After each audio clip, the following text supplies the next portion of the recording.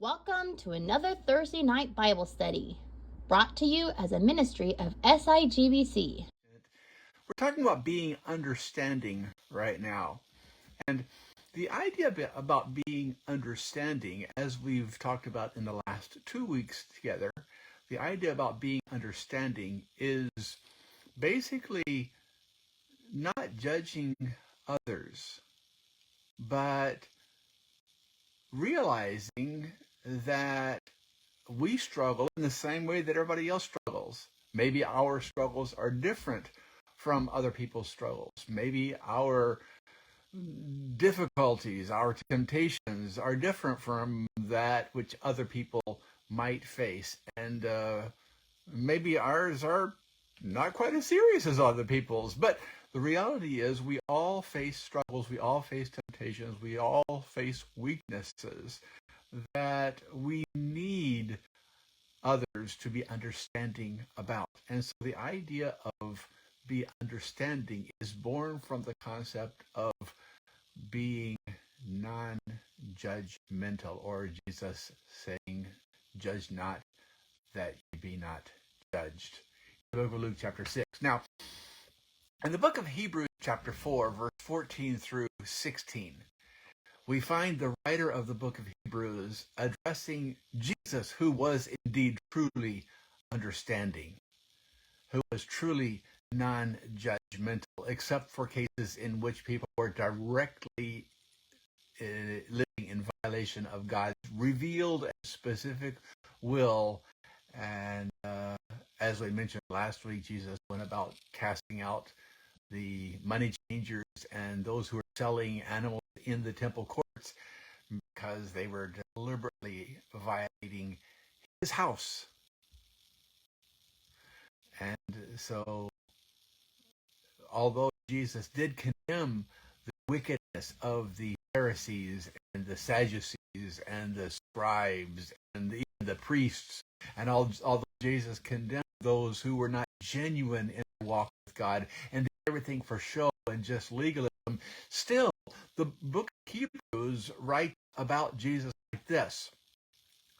Therefore, since we have a great high priest who has ascended into heaven, Jesus, the Son of God, let us hold firmly the faith we profess. For we do not have a high priest, that is Jesus, who is unable to empathize with our weaknesses. But we have one who has been tempted in every way, just as we are, yet he did not sin. Let us then approach God's throne with grace, confidence, so that we may receive mercy and find grace to help us in our time of need. So even to the Hebrews, the writer was saying, look, in your time of distress, in your time of struggle, in your time of need, you have a high priest who understands what you're going through.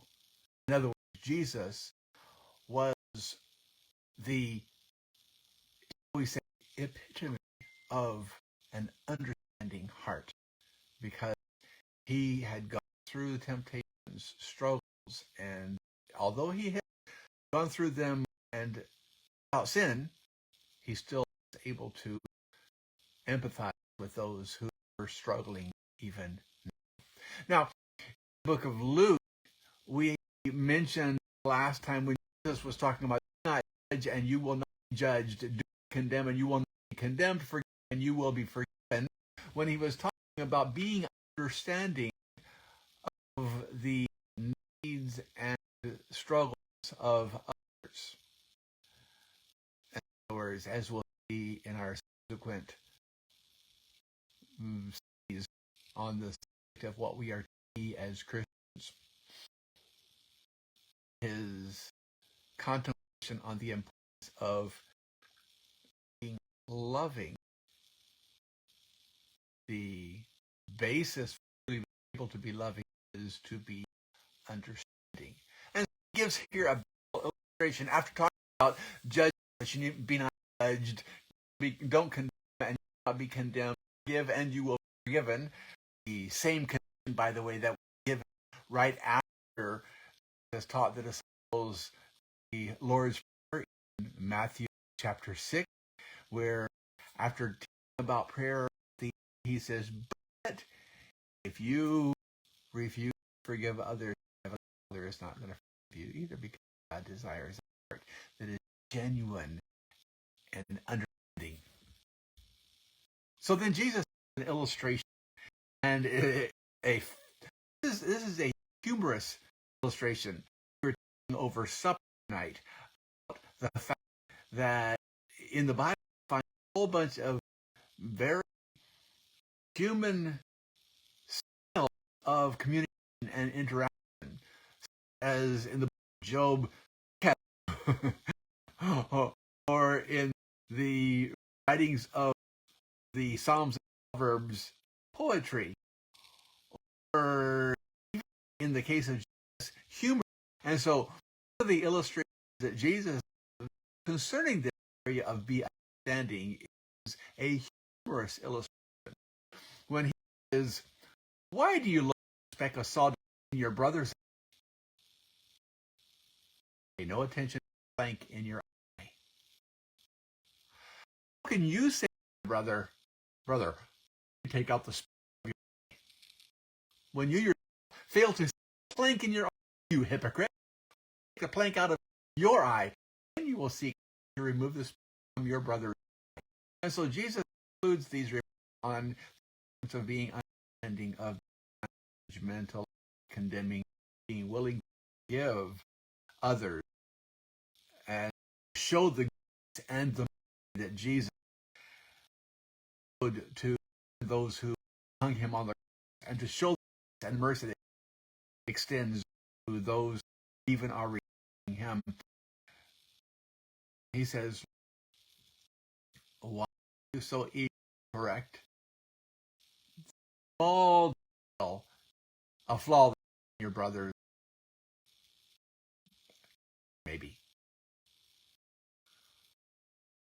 You're wearing character in your so he's you're because Jesus is the son of a, remember, son of a carpenter, Joseph. So although in Bible time carpenter worked both and in own, if you working in carpentry, what struggle you have is wood, a speck of wood gets into the eye. Painful. You can keep working a speck of wood in the eye. It's painful. And Jesus is, it's not you're willing to help your brother removing this eye, but you got a big, you got a tooth stuck in your eye. Before you work a speck of sawdust in your brother, take the plank on eye, you'll be able clearly to have the speck in his own eye. Throughout, we find this on of passion, kindness, capacity, on living, on mental relation with fellow man, and actually those who are old of faith, as in you live all, especially who are fellow. The way unity is to be understood. The thought of your brother removed from your own will, the pure, genuine, and kind effort you help someone who has all of the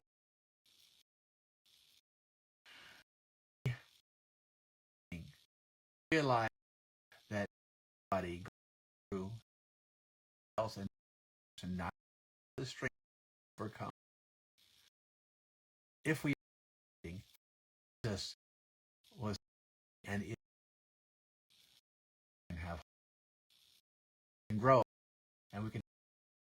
their faith. Thank you for listening. You can also join us in person or live on Facebook every Sunday at 2:30 p.m. Japan time. This has been a ministry of Sakahogi International Grace Baptist Church.